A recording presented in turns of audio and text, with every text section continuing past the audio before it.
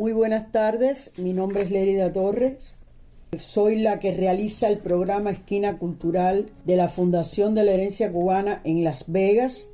Ya les hemos explicado que esto es una organización no gubernamental sin fines de lucro y es una organización que convoca a todos los cubanos y a la comunidad latina en general a reunirse con nosotros, a visitar nuestra sede. Nuestra organización tiene como objetivo desarrollar el concepto de servicio y está encaminada al beneficio social, cultural y emocional de nuestra membresía, exaltando en ello todo el sistema de valores de cada individuo, el honor, el amor por la comunidad, el orgullo de ser latino y el respeto por Estados Unidos de América, por su generosidad al acogernos en su seno. Con todas las fuerzas de nuestro corazón les deseamos que tengan una buena tarde y en realidad, como les decíamos, deseamos que visiten nuestra fundación, el que quiera esclarecer cualquier duda que nos llame. La dirección nuestra es 3430 East Flamingo Road, la suite 324 en Las Vegas, Nevada. El zip code es 89121 y el teléfono es 702-416-9612 o 786-720-2831. La Fundación de la Herencia Cubana en Las Vegas brinda múltiples servicios. Brinda servicios de inmigración con abogados de experiencia, realiza income tax, hace la preparación de servicios de inmigración, trámites de residencia, trámites para la ciudadanía, reclamación de familiares. Tenemos preparado un curso de inglés para el futuro y en estos momentos estamos brindando cursos de Viviendo en América. ¿De qué se trata esto? Viviendo en América es un programa bien concebido con profesionales de alta valía y explica lo que todo inmigrante debe saber. Ustedes saben que cuando nosotros llegamos a este país, llegamos con un desconocimiento absoluto de todo lo que tenga que ver con un desarrollo, digamos, económico, político, de envergadura. Y entonces en este curso de Viviendo en América se hace un programa de aprendizaje sobre la Constitución de los Estados Unidos, sobre la Declaración de Derechos, la ciencia del derecho cívico, habla sobre economía, sobre seguros, bienes raíces, hipotecas, las formas de desarrollar el crédito, cómo abrir cuentas bancarias, en fin, todos los procesos que son necesarios que un inmigrante aprenda y desarrolle una vez esté viviendo en este país. Como siempre, nosotros le ponemos un granito de deseo de que todos los que nos escuchen y vean este programa aprendan sobre el legado cultural de nuestros ancestros, de nuestra cultura. En este caso, hoy hablaremos de José Cipriano de la Luz y Caballero, nacido el 11 de julio de 1800. Se destacó este señor por sus colaboraciones en temas científicos, filosóficos, y es considerado como una de las personas que más ha hecho por la educación pública en Cuba. José Cipriano de la Luz y Caballero fue un filósofo y un educador cubano. Fue hijo de Antonio José María de la Luz, un funcionario y oficial del gobierno colonial español, y Manuela Teresa de Jesús Caballero. La familia poseía un ingenio azucarero llamado San Francisco de Paula y una hacienda llamada Santa Ana de Aguiar. José de la Luz y Caballero se desarrolló en un ambiente de trabajo y con una disciplina bien estricta. Quedó huérfano a los 7 años y su tío José Agustín Caballero, que era profesor del famoso seminario de San Carlos y San Ambrosio en Cuba, se hizo cargo de la educación de su sobrino. A los 12 años de edad, José de la Luz y Caballero estudió latín y filosofía en el convento de San Francisco. Alcanzó el titular de bachiller en filosofía en 1917 en la Real y Pontífica Universidad de San Jerónimo de La Habana, que en aquel entonces era una universidad de gran peso en toda Latinoamérica, es decir, era famosa. Con el objetivo de ejercer el sacerdocio, ingresó en el colegio Seminario de San Carlos y San Ambrosio, donde años más tarde se graduó de bachiller en leyes. Allí conoció a Félix Varela y Morales, que ya hablamos de este señor en el programa anterior, y comenzó a despertar en La Luz y Caballero un espíritu científico renovador del siglo XVIII europeo. Recuerden que en ese entonces se estaba desarrollando en todo el continente europeo una corriente, digamos, de invenciones, de descubrimiento, de la cual Cuba no estaba exenta. Llegó a ser este señor José Cipriano de la Luz y Caballero un eminente filósofo que seguía fielmente las doctrinas de Félix Varela, y llegó también a dominar idiomas como el inglés, el francés, el italiano, el alemán, y hacía de esta forma más vasta y más notable su vasta cultura, es decir, tenía un iluminismo muy fuerte, era políglota, y eso lo destacaba por encima de todos sus condiscípulos. En 1824 se convirtió en el director de la Cátedra de Filosofía del Seminario de San Carlos. Antes, esta responsabilidad estaba en manos de José Antonio Sacco y de Félix Varela. Al iniciar su actividad se empeñó en aplicar a fondo los conocimientos e ideas del maestro Félix Varela, que ya les expliqué anteriormente en el programa anterior, y se hizo famoso no solo entre sus admiradores, sino también entre sus detractores, por su fidelidad a la metodología y la doctrina de Varela, incluso para impartir sus clases. Según sus propias palabras, lo citaba casi diariamente.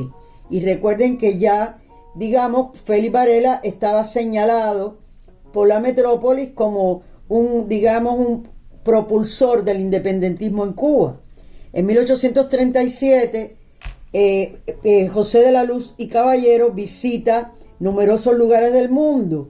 Del 37 al 41 le permitió conocer a destacados científicos e intelectuales, tales como el poeta Henry Wadsworth en Estados Unidos, al novelista Walter Scott en Escocia, al científico Frédéric Cuvier en Francia, y en el Imperio Alemán, en Dresde, al poeta Johann Wolfgang von Goethe, al filósofo Karl Kraus y al científico Alexander von Humboldt. En Italia, el cardenal Giuseppe Gasparo Mesofanti, un conocido en lingüística. Con todo esto, ustedes podrán observar que este señor empezó a codearse, o se codeó del 37 al 41 con figuras ilustres del continente europeo.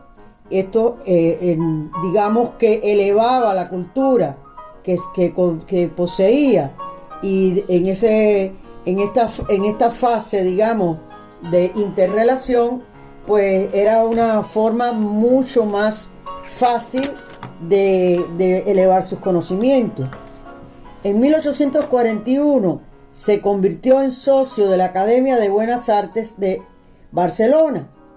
La Real Academia de las Letras de Barcelona es una institución académica fundada en 1729 y heredera de la Academia de los Desconfiados. Nombre simpático, ¿verdad? Entre otras tareas, la elaboración del diccionario de catalán era parte de los deseos de lo que era en ese entonces la corona de España. Siguiendo el modelo de otras reales academias, centró sus tareas en un círculo restringido de actividades, y en este caso acerca de la lengua y de la literatura. Esta academia creó una brillantez de membresía, o sea, personalidades muy brillantes, filósofos como Ramón Martí, como Francisco Javier Llorens, escritores como Joaquín Rubió, como María Aguiló, en fin, una serie de personalidades de la cultura catalana que fueron parte de la creación de esta academia. La academia practicaba el bilingüismo y con un claro predominio del español. Convocó a 2 concursos poéticos y en uno de estos concursos convocados participó el señor que nos ocupa en la tarde de hoy, José Cipriano de la Luz y Caballero.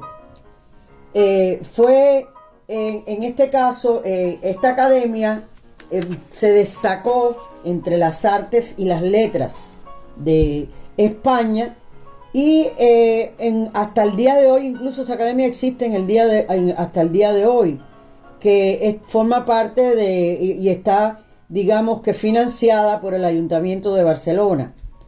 Pero bueno, lo que queríamos hacer un paréntesis en este aspecto, que como este señor se codió con una serie de personalidades de la literatura y el arte catalán y brilló en ese ámbito.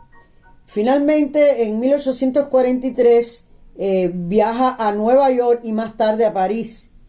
En 1848 fundó el Colegio del Salvador, que formó a numerosos intelectuales cubanos.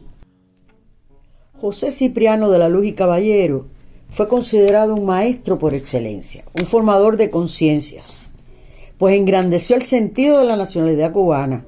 José Martí lo llamó el silencioso fundador, porque hacía todo de una manera tan cándida, tan sencilla, como tan habitual.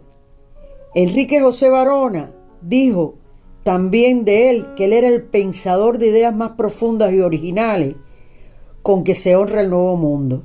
Era un hombre admirable por su decencia, por su cultura, por su quehacer, por ser asequible. Era un hombre muy asequible, explica.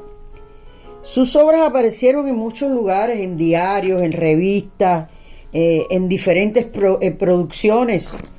Alfredo Zayas editó algunas de sus obras en 2 tomos en 1890, bajo el título de Obras de José de la Luz y Caballero. Es decir, que el quehacer de este señor era un quehacer, él era incansable. En 1944, los manuscritos y las cartas de este señor, todos sus papeles, sus impresos que habían estado en las manos de los herederos de Zayas, fueron entregados a la Universidad de La Habana. Tradujo la obra del Conde de Volnay, que es un viaje por Egipto y Siria. Escribió diferentes aforismos, colaboró en diferentes revistas, en diferentes magazines, en diferentes periódicos, escribía también artículos para ser leídos en tertulias, en encuentros de intelectuales. Él usaba el seudónimo de un habanero, el amante de la verdad, el justiciero, el amigo de la juventud, porque déjenme decirles que él era además muy afable. Y como en aquel entonces estaba versando en todo el mundo, digamos, los descubrimientos tecnológicos, había una época de desarrollo científico y tecnológico, y él, por supuesto, se integró al mismo. Finalmente, la noticia de su muerte conmociona a toda La Habana. Se dice que 500 carruajes y más de 6.000 personas acudieron a su sepelio y que el capitán general de la República decretó un homenaje póstumo al destacado director del Colegio San Salvador. Esta frase vino del pueblo con su muerte. ¿Cuántos pobres negros revolverán mañana sus baúles, buscando algunos trapos negros para existir al entierro de don Pepe? Porque debemos insistir sobre este particular también. Él era un hombre que estaba en contra de la esclavitud, él era un hombre que estaba en contra de la segregación racial. Él era un hombre que estaba fuera de su tiempo. Era un precursor. Él tenía un espíritu premonitorio tremendo en cuanto a la tecnología, en cuanto al desarrollo de las letras, de las artes, del pensamiento humano, y en cuanto, digamos, a lo que es las relaciones sociales en una sociedad, referidas a esto mismo, a la segregación racial y a la esclavitud que estaban en aquel entonces, digamos que en boga. Por eso hemos querido rendirle homenaje a este señor, que en definitiva debemos ya decir que muere el día 22 de junio de 1862 en La Habana, en su Habana. Con él moría un preclaro filósofo y un preclaro educador cubano, que hizo de la educación pública en el país su máxima consigna, su máximo, digamos, deseo. Sea así con este pequeño programa un homenaje a este señor. Debo decir que me lo sugirió un gran amigo nuestro, un miembro de la Junta de la Fundación, Radamé. Yo creo que ahora lo que falta es, Radamé, que ahondemos en su obra, porque su obra es tan vasta que es imposible, digamos, que resumirla en este breve espacio de nuestro programa. Con esto les decía que todos los cubanos les rendimos homenaje a este señor y todos los latinos, porque él era un avanzado defensor de la cultura latina. Los esperamos en la sede de nuestra fundación. Ya tienen la dirección, ya tienen el teléfono, y desde el punto de vista, digamos, práctico, le vuelvo a sugerir que vale la pena que se interese en el curso este de Viviendo en América, muy bien preparado, ya se lo dije, por profesionales de rigor, no se van a arrepentir. Sirva con todo esto que hemos hablado, digamos, una forma de desarrollar la cultura latina, de desarrollar la cultura universal. Muy buenas tardes, muy buenos días. Los esperamos en el próximo programa. Pienso que pueden sugerirnos qué temas quieren que toquemos, de qué personalidades quieren que hablemos, y con mucho gusto trataremos de complacerlos. Muchas gracias por escucharnos, muchas gracias por mirarnos, y hasta el próximo programa.